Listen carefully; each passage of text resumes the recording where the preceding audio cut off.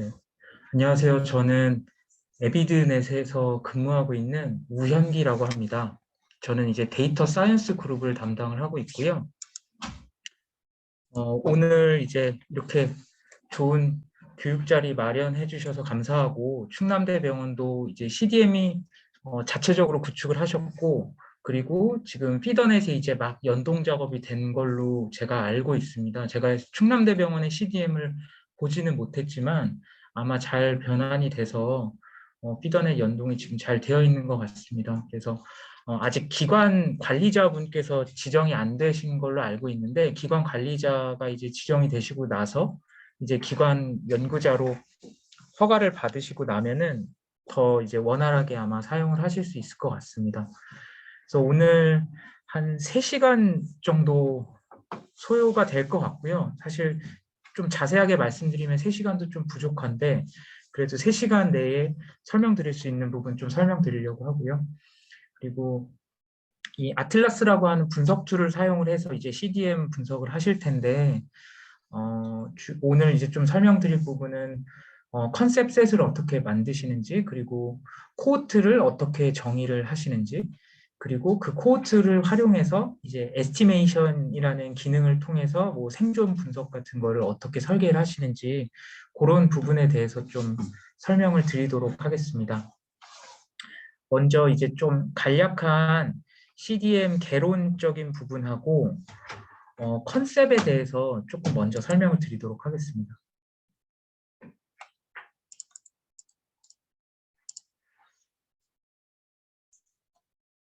네, 그 CDM이라고 하는 거 다들 뭐 잘 아실 텐데요. 이제 병원마다 EMR의 형태와 사용하고 있는 용어가 다 다르기 때문에 이제 그동안에 다기관 연구를 하는데 상당히 어려움이 있었는데, 이런 어려움을 이제 극복하기 위해서 나온 게 이제 공통 데이터 모델이라고 하는 CDM이라고 하는 게 이제 미국에서 이제 개발이 되었습니다. 이 CDM은 이제 여러 가지 CDM이 있는데요.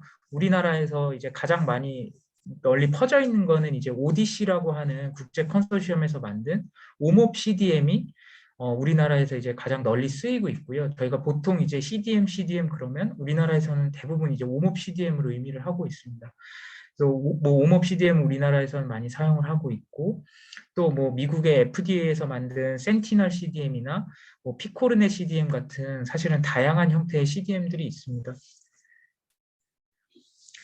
그 CDM은 이제 이렇게 3개의 병원이 있다고 가정을 할 때에 각 병원의 이제 EMR에는 사용하고 있는 테이블이나 뭐 구조나 용어나 이런 것들이 다 서로 상이할 텐데요. 이런 상이한 구조의 이 EMR 데이터들을 ETL이라고 하는 프로세스를 거쳐서, ETL이라고 하면 이제 Extract, Transform and Load라고 IT에서 주로 많이 사용 용어이더라고요, 일반적으로. 저도 이제 이 회사에 오면서 이제 이 언어를 처음 알게 됐는데, ETL이라고 하는 과정을 거쳐서 이 커먼 데이터 모델로 변환을 시켜 놓습니다. 그러면 이 CDM 모델 상에는 이제 개인을 식별할 수 있는 정보들은 없고요. 그리고 각 테이블들이 다 동일한 구조로 되어 있고, 그 테이블 안에서 사용하고 있는 용어도 동일한 용어 시스템을 사용을 해서 적재가 되어 있습니다. 그렇기 때문에 이 3개 병원의 데이터를 활용해서 연구를 할 때에 동일한 분석 코드를 날려서 이제 결과를 얻어볼 수 있는 그러한 다기관 연구를 할 수 있는 장점을 저희가 취할 수 있게 됩니다. 그래서 이런 각 병원의 원내막 내에 이 각 병원의 CDM들은 지금 저장이 되어 있고요. 각 병원에는 CDM-DB 그리고 분석 그 CDM이 그 저장되어 있는 이제 CDM 서버, 그리고 분석 서버라고 하는 아틀라스 같은 이제 분석 툴이 설치가 되어 있는 이제 분석 서버, 이렇게 2개의 서버가 있고, 그 분석 서버가 이제 피더넷이라고 하는 이 다기관 분산 연구를 위한 플랫폼에 연결이 되어 있습니다.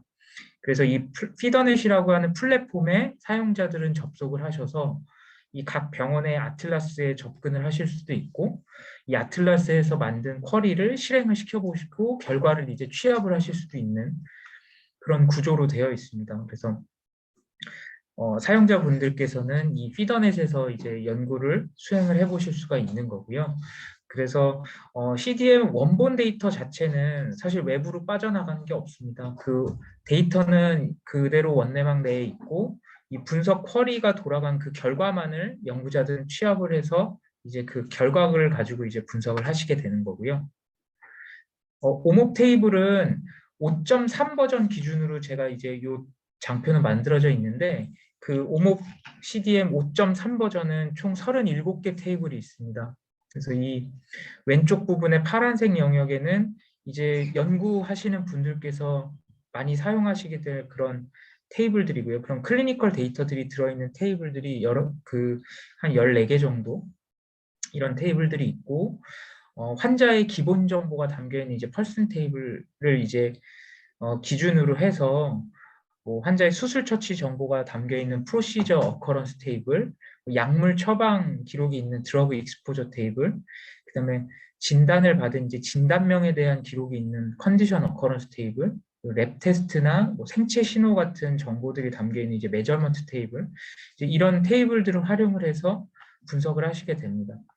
그리고 CDM 내에는 동일한 이제 표준 용어 체계로 사용이 되고 있기 때문에 이 용어 관련된 테이블들도 한 12개가 있습니다. 이제 뭐 사용자분들께서는 이 테이블들에는 직접 접근하시지는 않고 다 이 테이블을 활용을 한 결과물들을 이제 아틀라스라고 하는 툴을 통해서 확인을 해 보실 수가 있는 겁니다. 어, 데이터를 표준화한다는 거는 첫 번째로는 이제 구조를 표준화한다는 의미가 있을 거고, 두 번째로는 이제 의미를 표준화한다는 그 의미가 있을 텐데요. 이 데이터의 의미를 표준화하는 건 결국에 사용하고 있는 코드들을 표준화한다는 그 의미로 이제 생각을 해주시면 되겠습니다. 그 진단명이 담겨 있는 뭐 이제 컨디션 같은 경우에는 각 병원의 이제 KCD-A 코드 그리고 암 진단 코드 같은 경우에 ICD-53 코드로 이제 로컬 코드들로 이제 EMR에는 저장이 되어 있을 텐데 이제 이런 코드들이 스노메드시티 체계의 코드로 이제 매핑이 되어 있는 거고요. 그리고 약물 같은 경우에는 이제 EDI 코드로 되어 있는 코드들이 이 Rx놈 체계의 코드들로 매핑이 되어 있고 메저먼트 같은 경우에는 병원마다 다 다른 이제 로컬 코드를 사용하고 계실 텐데 그런 코드들이 이제 로잉크 체계의 코드로 매핑이 돼서 CDM에는 들어가 있습니다. 그리고 이제 다른 도메인의 정보들도 대부분은 이제 스노메드시티 기준의 용어들로 표준화가 되어 있고요. Rx놈 아까 이제 약물을 매핑시키는 표준 용어 체계를 이제 Rx놈이 사용된다라고 말씀드렸는데 이게 미국에서 사용하고 있는 그 의약품에 대한 용어 체계입니다. 그래서 이 Rx놈에는 그 미국에서 사용되고 있는 약에 대한 정보만 있기 때문에 국내 브랜드 약물에 대한 정보들이 이 Rx놈 체계에는 없습니다. 그래서 오디시에서 이제 Rx놈 익스텐션이라는 거를 따로 개발을 해서 국내 브랜드의 약물들도 이 Rx놈 익스텐션 체계에서는 활용할 수 있게 준비가 되어 있고요. 이 Rx놈이 CDM에 활용되고 있는 이유는 Rx놈 클래스별로 약물 정보의 수준에 따라서 이 클래스가 나누어져 있습니다. 가장 상위에 성분명의 정보만을 나타내는 인그레디언트 클래스부터 이제 브랜드 정보, 제형 정보, 용량 정보, 그다음에 성분명 정보 이런 모든 세세한 정보가 다 들어있는 이제 브랜디드 드러그 클래스까지 이렇게 클래스들이 다 분류가 되어 있습니다. 그래서 이 부분은 제가 오늘 실습으로 보여줄 그 약물을 선택함에 있어서 중요한 부분이기 때문에 이따가 다시 한번 설명을 드리겠습니다. 이렇게 클래스로 구별이 되어 있다는 점을 우선 알아주셔야 될 것 같고요. 그리고 이 용어들은 모두 다 이 릴레이션십이 있습니다. 하이어라키 구조를 가지고 있는데요. 하나의 컨셉이 있으면 그 컨셉보다 상위의 의미를 가지고 있는 이제 페어런트 컨셉인 이제 앤세스터 컨셉이 있고 그다음에 이제 자식 개념의 컨셉인 그 디센던트 컨셉들이 있고 이렇게 하나의 컨셉이 있을 때에 그 상위로도 여러 개의 컨셉들이 쭉 연결되고 또 그 하위로도 더 상세한 정보들이 이렇게 릴레이션십을 구축하면서 용어 하이어라키가 구성이 되어 있습니다. 그래서 요 릴레이션십을 나타내는 용어 중에 조금 생소하신 용어가 이제 is어라고 하는 릴레이션십을 나타내는 용어가 있는데, 이 is어라고 하는 거는 여기 바이럴 헤파타이티스 타입 A라고 하는 컨셉이 있을 때 이 컨셉의 릴레이션십이 is어로 구성되어 있는 거는 바이럴 헤파타이티스라고 하는 딱 한 단계 위에 앤세스터 컨셉을 의미를 합니다. 근데 is어는 한 단계 위에 상위 컨셉을 이야기를 하는 거고, 이제 섭섬이라고 하는 개념이 있는데요. 섭섬이라고 하는 개념은 한 단계 아래쪽의 컨셉을 이제 의미한다라고 생각을 해주시면 되겠습니다. 그래서 실제로 이런 오몹에서 쓰고 있는 보캐블러리들은 이제 이즈어와 섭섬이 이렇게 그물망과 같이 이제 연결이 되어 있는 이런 용어 릴레이션을 구축을 하고 있고, 실제로 이런 바이럴 헤파타이티스 타입 A 컨셉이 이제 위치가 이제 여기에 있으면 그 하위로 이제 이런 컨셉들이 릴레이션을 갖고 있고, 상위로는 이렇게 더 복잡한 이런 여러 이제 하이어라키를 갖고 있습니다. 그래서 이렇게 용어 체계가 사실은 이런 하이어라키나 이런 게 복잡하기 때문에 연구 디자인을 하실 때 어떤 용어를 선택할지를 잘 리뷰를 하시고 선택하는 게 사실은 성공적인 분석을 하시는데 가장 첫 단계라고 볼 수 있겠습니다. 이 아테나라는 사이트가 있습니다. 이 구글에서 아테나 오디시 이렇게 검색을 하시면은 이 오디시에서 만든 그 용어를 검색할 수 있는 사이트인 요 아테나라고 하는 사이트가 있는데요. 이제 여기에 들어가셔서 제가 이제 KCD 코드로 뭐 어떤 코드로 이제 진단을 매기고 있는데, 그 코드가 오몹 컨셉 아이디로는 어떤 거를 사용을 해야지 우리가 이제 CDM에서 분석을 할 수 있을까, 이제 그런 걸 찾아보기 위해서 이 아테나라는 사이트에서 검색을 해보실 수 있습니다. 뭐 콜레라 관련 연구를 하시고 싶은데 이 콜레라가 A00.0이라고 하는 이 KCD 코드만을 알고 계실 때, 이 A00.0을 아테나에서 검색을 해보시면, 이 아테나에서 검색을 하시고 난 다음에 검색된 용어의 릴레이션 파트를 쭉 보시면 여기에 난 스탠다드 투 스탠다드라고 하는 이런 릴레이션이 보입니다. 그러면 여기에는 이런 난 스탠다드 컨셉이 스탠다드 컨셉으로 뭘로 매핑이 되어 있는지 정보가 나오고요. 여기서 이제 콜레라라고 하는 컨셉이 컨셉 아이디로 198677이라고 하는 오몹 컨셉 아이디를 갖는 컨셉으로 매핑이 되어 있다라는 의미이고요. 그래서 요 스탠다드 컨셉, 요 컨셉을 이제 오몹 CDM 상에서는 사용을 하시면 되겠습니다. 요 컨셉을 나타내는 이런 정보들이 이제 쭉 여러 가지가 있는데요. 여기서 이제 좀 주의해서 보실 거는 이제 컨셉 아이디라는 것과 컨셉 코드라는 게 서로 다른 의미를 가지고 있다. 그걸 아시면 될 것 같고, 요 컨셉 아이디라고 하면은 요 오몹 CDM 상에서 사용하고 있는 그 스탠다드 컨셉들 혹은 난 스탠다드 컨셉들의 요 컨셉 아이디를 이야기를 합니다. 그래서 실제로 CDM에서 사용하실 때는 요 컨셉 아이디를 사용을 하시는 거고요. 요 컨셉 코드라고 하는 거는 이 코드의 원천 용어 시스템에서 사용되고 있는 코드를 이야기를 합니다. 여기에 이제 예시가 있는데요. 요 atrial fibrillation이라고 하는 컨셉에 대해서 저희는 이제 CDM을 활용을 할 때 이 컨셉의 스탠다드 컨셉들을 사용을 해야 되는데요. 그래서 여기 스탠다드 컨셉에 S라고 표기가 되어 있으면 이게 이제 스탠다드 컨셉을 의미를 하게 되고, 제가 아까 진단명 컨디션 도메인 같은 경우에는 스노메드 시티로 매핑이 되어 있다라고 말씀을 드렸고요. 그래서 이 보캐블러리가 스노메드로 매핑이 되어 있는 게 이제 스탠다드 컨셉을 이제 의미를 하게 됩니다. 그래서 이 스노메드 시티라는 용어 시스템에서 사용하고 있는 코드가 494360004라고 하는 이 컨셉 코드이고요. 그래서 실제 이제 CDM에서 분석을 하실 때에는 이 컨셉 코드를 직접적으로 활용하실 일은 별로 없습니다. 그래서 이 컨셉이 스노메드 시티에서 이런 코드로 관리되고 있는 컨셉이 이 컨셉으로 매핑이 되어 있구나. 그래서 이 컨셉 아이디를 사용을 해서 분석을 해야겠다라는 거를 이제 알고 계시면 될 것 같습니다. 그래서 이 컨셉 아이디와 컨셉 코드를 이제 구별해야 된다라는 점을 말씀드렸고요. 그리고 몇몇 제가 이제 테이블 예시를 좀 가지고 왔습니다. 이제 펄슨 테이블이라고 하면은 이제 이런 여러 가지 컬럼들이 있는데요. 변수들이 이제 여러 변수들이 있는데, 뭐 요 펄슨 아이디라고 해서 병원에서 관리하고 계신 환자 아이디와는 별도로 이제 부여가 된 펄슨 아이디입니다. 그래서 한 환자는 이제 요 한 아이디가 새롭게 부여가 되게 되고요. 그래서 이 CDM 상에서만 사용이 되는 요 펄슨 아이디라는 값이 있고, 그리고 성별을 나타내는 젠더 컨셉 아이디, 그리고 생년을 나타내는 뭐 이어 오브 벌스 이런 컬럼들이 이제 주요 컬럼이 되겠고요.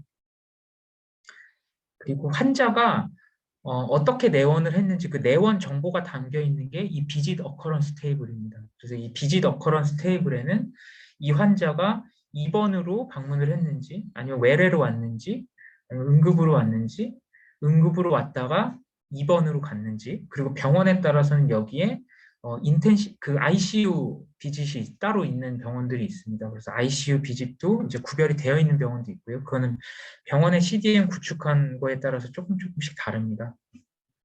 그래서 이런 내원 구분에 대한 정보가 들어있는 게 이제 이 비짓 어커런스 테이블이고요. 그리고 진단 정보가 담겨 있는 게 이 컨디션 어커런스 테이블입니다. 여기에는 요 컨디션 컨셉 아이디라고 해서 스노메드 시티 체계의 컨셉으로 매핑이 되어 있는 그 표준화된 컨셉이 요 컨디션 컨셉 아이디에 저장이 되게 되고, 요 진단명을 부여받은 날짜가 컨디션 스타트 데이트에 기록이 되게 되고요. 만약에 외래로 이제 당일 방문하신 분 같은 경우에는 컨디션 엔드 데이트가 이제 요 컨디션 스타트 데이트와 같은 날로 기록이 될 거고, 입원을 하신 경우에는 퇴원 날짜가 요 컨디션 엔드 데이트가 될 겁니다. 이런 식으로 진단에 대한 기록들이 있는 테이블이 컨디션 테이블이겠고요. 그리고 이 약물 투여에 대한 기록이 있는 이제 드러그 익스포저 테이블이 있습니다. 요 약 하나하나의 컨셉들도 요게 이제 표준화가 된 드러그 컨셉 아이디가 있을 거고, 요 약물이 처방된 날짜가 기록되는 드러그 익스포저 스타트 데이트, 그리고 약물 처방이 끝나는 드러그 익스포저 엔드 데이트. 엔드 데이트 같은 경우에는 EMR에서 이 약물을 처방한 날짜에 플러스 며칠을 처방받았는지, 그리고 거기에서 마이너스 1을 빼서 요 엔드 데이트가 계산이 되게 됩니다. 그리고 뭐 며칠을 처방을 받았는지 그게 이제 데이즈 서플라이라고 하는 컬럼에 저장이 되고, 한번 처방받았을 때 총 수량이 몇 개였는지 그 약물이, 그래서 한 회에 몇 알을 먹고 하루에 몇 회를 먹고 며칠 동안 먹고 이렇게 세 개의 정보를 곱해준 게 이 퀀티티라는 정보에 들어가게 됩니다. 이런 약 처방에 대한 정보들이 들어가 있는 게 이제 드러그 익스포저 테이블이고요. CDM 상에는 드러그 관련된 테이블이 두 개가 있습니다. 그래서 연구를 하시는 그 설계에 따라서 드러그 익스포저 테이블을 사용을 하실지 아니면 드러그 에라 테이블을 사용을 하실지를 결정을 하셔야 됩니다. 근데 이 두 번째로 설명드린 이 드러그 에라 테이블 같은 경우에는 드러그 익스포저 테이블이 먼저 만들어지고 난 다음에 추후에 만들어지는 테이블입니다. 그래서 이 드러그 에라 테이블에는 이 인그레디언트 클래스의 약물 정보로 다 그 각각의 약 처방 기록들이 어그리게이션이 되어 있습니다. 아까 제가 약물 같은 경우에는 RX놈 체계의 용어로 매핑이 되어 있고, 그 RX놈 체계에는 여러 클래스가 있다라고 말씀을 드렸고, 가장 상위단의 인그레디언트 클래스부터 그 더 세부적으로는 뭐 용량 정보, 제형 정보, 브랜드 정보가 담겨 있는 이제 브랜디드 컨셉까지 이제 쭉 클래스가 나눠져 있다고 말씀을 드렸는데, 저희 에비드넷에서 매핑을 하는 경우에는 최대한 EMR에 그 저장되어 있는 그 약물에 대한 정보가 세부적인 컨셉으로 저희가 매핑을 합니다. 그래서 브랜디드 드러그 클래스의 컨셉을 활용을 해서 매핑을 하려고 하고 있고요.